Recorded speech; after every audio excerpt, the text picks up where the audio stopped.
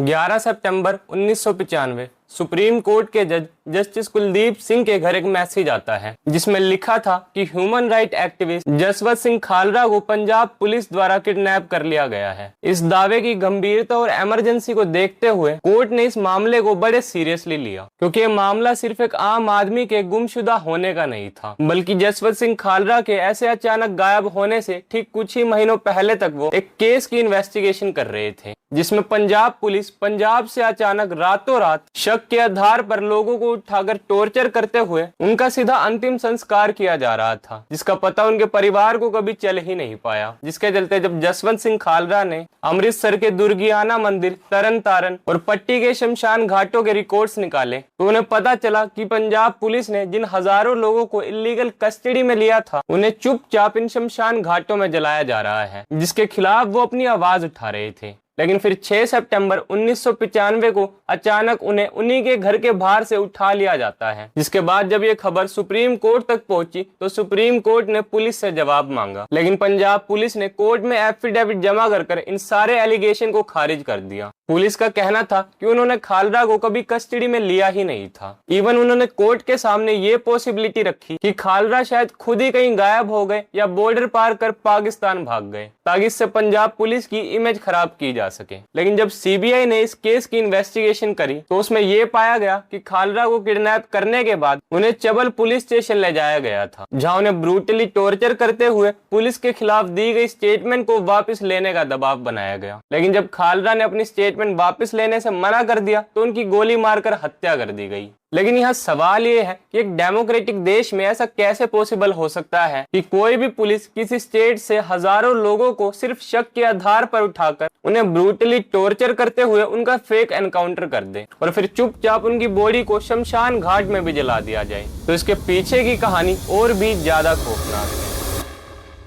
है। जय हिंद, मेरा नाम है अनुराग शर्मा और स्वागत है आपका एक नई वीडियो में। साल 1984 में ऑपरेशन ब्लू स्टार और इंदिरा गांधी के असैसिनेशन के बाद पंजाब के हालात काफी तेजी से बदले। जहां एक तरफ गोल्डन टेम्पल में मिलिट्री ऑपरेशन से पहुंचे नुकसान के बाद सिख कम्युनिटी के लोगों में काफी गुस्सा था, तो वहीं 31 अक्टूबर 1984 को इंदिरा गांधी के हुए असैसिनेशन के बाद पूरे देश भर में एंटी सिख रायोट्स शुरू हो गए। गवर्नमेंट डेटा के मुताबिक उस वक्त अकेले दिल्ली में 2800 से भी ज्यादा सिख मारे गए थे। तो वहीं कई जगह ये नंबर 8000 से 17000 के बीच भी बताया जाता है, जिसमें हजारों मासूम लोगों को अपनी जान गंवानी पड़ी, जिसके चलते उस वक्त स्टेट एडमिनिस्ट्रेशन और सेंट्रल गवर्नमेंट पर से लोगों का भरोसा लगभग पूरी तरह उठ चुका था। न्यूज रिपोर्ट्स के मुताबिक इस दौर में सिक्योरिटी के डर से बड़े पैमाने पर पॉपुलेशन शिफ्ट भी देखने को मिला। देश के बाकी हिस्सों से सिख फैमिलीज पंजाब मूव करने लगी और पंजाब के रूरल एरिया से कई हिंदू फैमिलीज शहरों या पड़ोसी स्टेट्स में शिफ्ट होने लगी, जिसके चलते इस माहौल का सबसे बड़ा असर ये हुआ कि साल 1985 से 1990 के बीच पंजाब में आर्म्ड मिलिटेंसी का सबसे वायलेंट फेज शुरू हो गया। बब्बर खालसा, खालिस्तान कमांडो फोर्स और खालिस्तान लिबरेशन फोर्स जैसे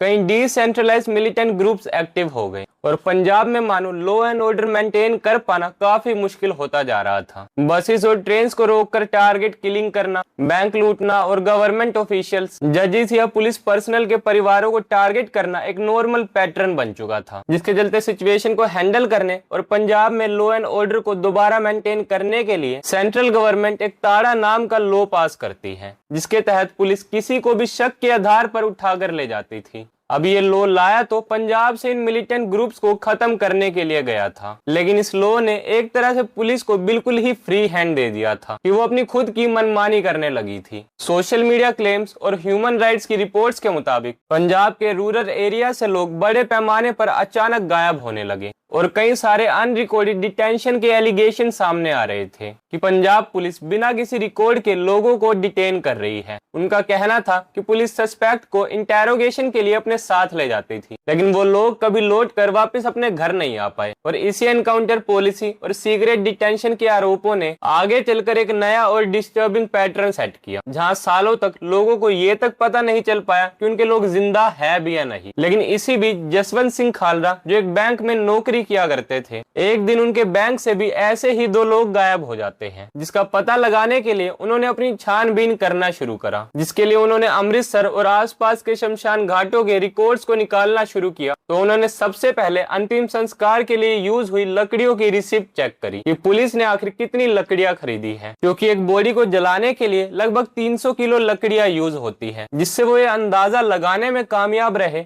कि कुछ खास मौकों या वक्त पर अनआइडेंटिफाइड और अनक्लेम लाशों के अंतिम संस्कार की संख्या में अचानक से एक बढ़ोतरी आई है, जिसका कोई साफ कारण समझ नहीं आ रहा था। आसान शब्दों में कहे तो रिकॉर्ड्स चेक कर उन्हें पता चला अचानक ऐसे लाशों को जलाने की गिनती बड़ी तेजी से बढ़ गई थी, जिन्हें पुलिस लावारिस बता रही थी, जिसके चलते जसवंत सिंह ने इस बात का पता लगाने के लिए म्यूनिसिपल कमेटी ऑफ अमृतसर के रिकॉर्ड से डेट और नंबर मैच करना शुरू किया, जिससे उन लोगों के नाम, नंबर और एड्रेस मिले जिन्हें पुलिस द्वारा मार कर उनका अंतिम संस्कार किया गया था, लेकिन फिर भी पुलिस द्वारा उन्हें अनआइडेंटिफाइड बताया जा रहा था। ऐसे करते हुए लगभग 2000 से ज्यादा बॉडीज का पता चला और जसवंत सिंह खालरा ने प्रेस कॉन्फ्रेंस बुलाकर ये सारी बातें मीडिया के सामने रख दी, जिसके बाद ये मैटर काफी ज्यादा बढ़ गया। तो पुलिस द्वारा जसवंत सिंह खालरा पर अपनी स्टेटमेंट वापस लेने का दबाव बनाया जाने लगा, लेकिन जब उन्होंने ऐसा करने से साफ मना कर दिया तो 6 सितंबर 1995 को उन्हें उन्हीं के घर के बाहर से उठाकर अगवा कर लिया जाता है और फिर उन्हें भी खूब टॉर्चर करते हुए उनकी भी जान ले ली।